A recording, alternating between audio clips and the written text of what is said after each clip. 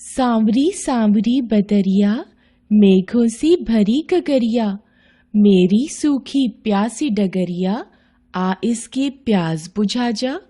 ओ बरखा रानी आजा, उदास खेत तेरी राह देखे, आ इन्हें हरा बना जा। मैली मटमैली हो रही धरती, आ मलमल इसे नहला जा। ओ बरखा रानी आजा। बच्चे कितने प्यार से बरखा रानी को बुला रहे हैं।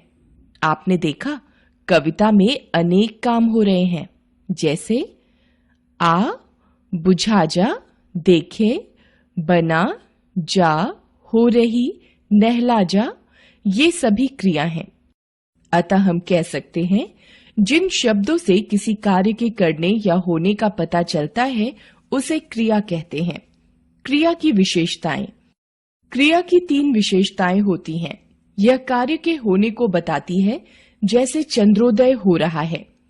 यह कार्य के करने को बताती है, जैसे ड्राइवर बस चला रहा है।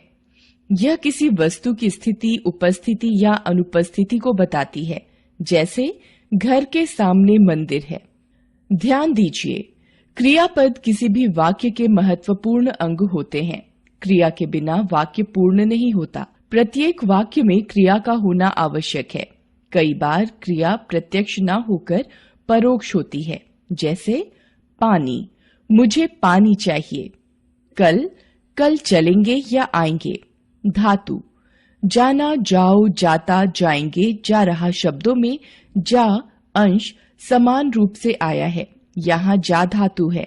अतः हम कह सकते हैं, किसी क्रिया शब्द के अनेक रूपों में जो अंश समान रूप से मिलता है उसे धातु कहते हैं। यही क्रिया का मूल रूप होता है, जैसे पढ़, लिख, आ, जा, सो, उठ, देख, हंस आदि। धातुओं में ना प्रत्यय जोड़ने से क्रिया का सामान्य रूप बनता है, जैसे आना, जाना, खाना, पीना, हंसना, उठना आदि।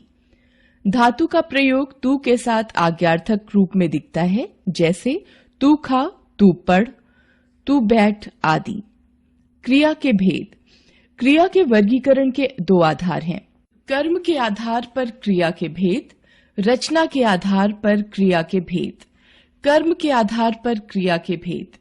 कर्म के आधार पर क्रिया मुख्य रूप से 2 प्रकार की होती है, अकर्मक क्रिया, सकर्मक क्रिया। अकर्मक क्रिया, माँ हंस रही हैं, खरगोश तेज दौड़ता है, हाथी नदी में नहाता है। वाक्यों में माँ, खरगोश और हाथी करता है और हंसने, दौड़ने तथा नहाने की क्रिया का परिणाम या फल या प्रभाव भी कर्ता पर ही पड़ रहा है, यानी इनका कोई कर्म नहीं है। ये अकर्मक क्रियाएं हैं। वाक्य में जिस क्रिया के प्रयोग में कर्म की आवश्यकता नहीं होती और क्रिया का प्रभाव सीधे कर्ता पर पड़ता है, उसे अकर्मक क्रिया कहते हैं। अकर्मक क्रिया की पहचान। यदि वाक्य की क्रिया के साथ किसे, किसको लगाकर प्रश्न किया जाए और उसका कोई उत्तर न मिले तो वह क्रिया अकर्मक होती है।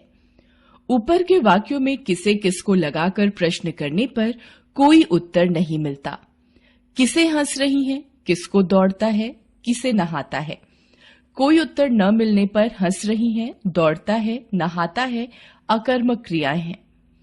कुछ प्रमुख अकर्मक क्रियाएं हैं, रोना, उठना, बैठना, सोना, जागना, भागना, डूबना, डरना आदि। सकर्मक क्रिया। काल्पी क्रिकेट खेल रही है, कुम्हार बर्तन बना रहा है। इन वाक्यों में काल्पी और कुम्हार कर्ता हैं, किंतु क्रिया का फल या प्रभाव उन पर नहीं बल्कि क्रिकेट और बर्तन शब्दों पर पड़ रहा है, जो कि कर्म है। कर्म होने के कारण ये क्रियाएं सकर्मक क्रियाएं हैं। सकर्मक का अर्थ होता है कर्म से युक्त, यानी जो क्रिया कर्म से युक्त होती है वह सकर्मक होती है। अतः हम कह सकते हैं, जिन क्रियाओं को कर्म की आवश्यकता होती है उन्हें सकर्मक क्रिया कहते हैं। सकर्मक क्रिया की पहचान वाक्य में क्रिया के साथ क्या, किसको अथवा किसे लगाकर प्रश्न करने से यदि उत्तर के रूप में कर्म मिलता है तो क्रिया सकर्मक होती है। काल्पी क्या खेल रही है?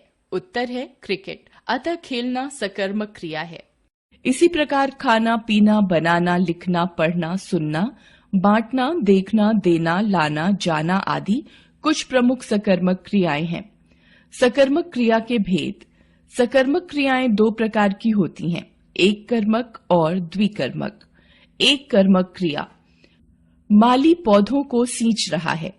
बच्चे कैरम खेल रहे हैं।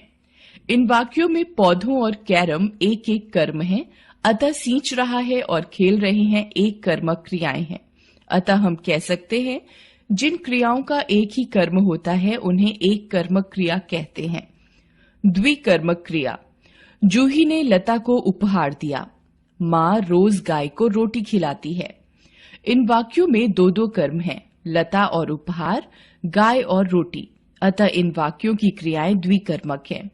अतः हम कह सकते हैं जिन सकर्मक क्रियाओं के दो कर्म होते हैं वे द्विकर्मक क्रियाएं कहलाती हैं।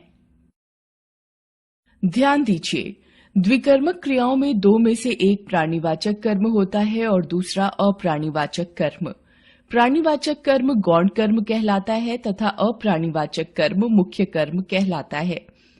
मुख्य कर्म क्रिया के समीप रहता है और कारक चिन्ह से रहित होता है, जबकि गौण कर्म क्रिया से अपेक्षाकृत दूर रहता है और कारक चिन्ह सहित प्रयुक्त होता है। कभी कभी अकर्मक क्रिया के रूप में भी प्रयुक्त होती है, जैसे बच्चे दौड़े अकर्मक, बच्चों ने दौड़ दौड़ी सकर्मक। कुछ क्रियाएं सकर्मक और अकर्मक दोनों हो सकती हैं, जैसे सरिता स्कूल में पढ़ती है अकर्मक, सरिता कहानियां पढ़ती है सकर्मक। बच्चे खेल रहे हैं अकर्मक, बच्चे क्रिकेट खेल रहे हैं सकर्मक। रचना के आधार पर क्रिया के भेद। रचना के आधार पर क्रिया के चार भेद होते हैं: प्रेरणार्थक क्रिया, संयुक्त क्रिया, नाम धातु क्रिया, पूर्वकालिक क्रिया। प्रेरणार्थक क्रिया। पिताजी ने अनु से ऋतिक को पैसे भिजवाए। वाक्य में क्रिया के दो दो कर्ता हैं, पिताजी और अनु। पिताजी कार्य करने की प्रेरणा दे रहे हैं और अनु क्रिया का कर्ता है। भिजवाए प्रेरणार्थक क्रिया है। अतः हम कह सकते हैं जिन क्रियाओं को कर्ता स्वयं न करके किसी दूसरे को उन्हें करने के लिए प्रेरित करता है उन्हें प्रेरणार्थक क्रिया कहते हैं। प्रेरणार्थक क्रियाएं दो प्रकार की होती हैं: प्रथम प्रेरणार्थक तथा द्वितीय प्रेरणार्थक। प्रथम प्रेरणार्थक क्रिया। जिन क्रियाओं में कर्ता स्वयं को प्रेरणा देता हुआ प्रतीत होता है, अर्थात कर्ता क्रिया स्वयं करता है, उन्हें प्रथम प्रेरणार्थक क्रिया कहते हैं। जैसे सरला भाई को पाठ पढ़ाती है। ध्यान दीजिए, प्रथम प्रेरणार्थक क्रियाएं वास्तव में प्रेरणार्थक न होकर सकर्मक क्रिया ही होती हैं। द्वितीय प्रेरणार्थक क्रिया। जिन क्रियाओं को कर्ता स्वयं न करके किसी दूसरे को करने के लिए प्रेरित करता है उन्हें द्वितीय प्रेरणार्थक क्रिया कहते हैं। जैसे डॉक्टर नर्स से रोगी को दवा दिलवाता है। ध्यान दीजिए, द्वितीय प्रेरणार्थक क्रिया में दो कर्ता होते हैं। प्रथम और द्वितीय प्रेरणार्थक क्रियाओं में यही अंतर है कि प्रथम में एक कर्ता और द्वितीय में दो कर्ता होते हैं। प्रथम प्रेरणार्थक क्रिया प्रत्यक्ष होती है और द्वितीय प्रेरणार्थक क्रिया परोक्ष होती है। कुछ प्रेरणार्थक क्रियाएं इस प्रकार हैं: मूल क्रिया, प्रथम प्रेरणार्थक क्रिया, द्वितीय प्रेरणार्थक क्रिया। लड़ना, लड़ाना, लड़वाना, पढ़ना, पढ़ाना, पढ़वाना, लिखना, लिखाना, लिखवाना, चलना, चलाना, चलवाना, बोलना, बुलाना, बुलवाना, पीना, पिलाना, पिलवाना, घूमना, घुमाना, घुमवाना। संयुक्त क्रिया। लोग सभा से उठते जा रहे थे। कल्पना सो चुकी है। इन वाक्यों में दो दो क्रियाएं हैं। उठते और जा रहे थे, सो और चुकी है, इसलिए इनसे बनी उठते जा रहे थे, सो चुकी है क्रियाएं संयुक्त क्रियाएं हैं। अतः हम कह सकते हैं जब दो या दो से अधिक क्रिया शब्द मिलकर पूर्ण क्रिया का ज्ञान कराते हैं तो संयुक्त क्रिया कहलाती है। ध्यान दीजिए, संयुक्त क्रिया में पहली क्रिया मुख्य और दूसरी रंजक क्रिया कहलाती है। जैसे पढ़ने, उठते और सो मूल क्रियाएं हैं और दो जा रहे थे और चुकी हैं रंजक या सहायक क्रियाएं हैं। नाम धातु क्रिया। बच्चा नींद में बड़बड़ाता रहा। अजनबी को देखकर घोड़ा हिनहिनाने लगा। इन वाक्यों में बड़बड़ाना क्रिया बड़बड़ और हिनहिनाने क्रिया हिन हिन अनुकरणवाची शब्दों से बनी है। ये नाम धातु क्रियाएं हैं। अतः हम कह सकते हैं जो क्रियाएं संज्ञा, सर्वनाम, विशेषण, अनुकरणवाची शब्दों आदि से बनाई जाती हैं उन्हें नाम धातु क्रियाएं कहते हैं। संज्ञा, सर्वनाम, विशेषण और अनुकरणवाची शब्दों से नाम धातु क्रियाएं निम्नलिखित प्रकार से बनती हैं। संज्ञा शब्द नाम धातु लालच, ललचाना, झूठ, झुठलाना, फिल्म, फिल्माना, बात, बतियाना, लाज, लजाना।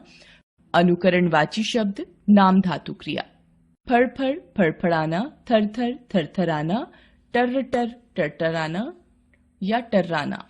विशेषण शब्द नाम धातु क्रिया गरम, गरमाना, तोतला, तुतलाना, साठ, सठियाना। सर्वनाम शब्द नाम धातु क्रिया अपना, अपनाना।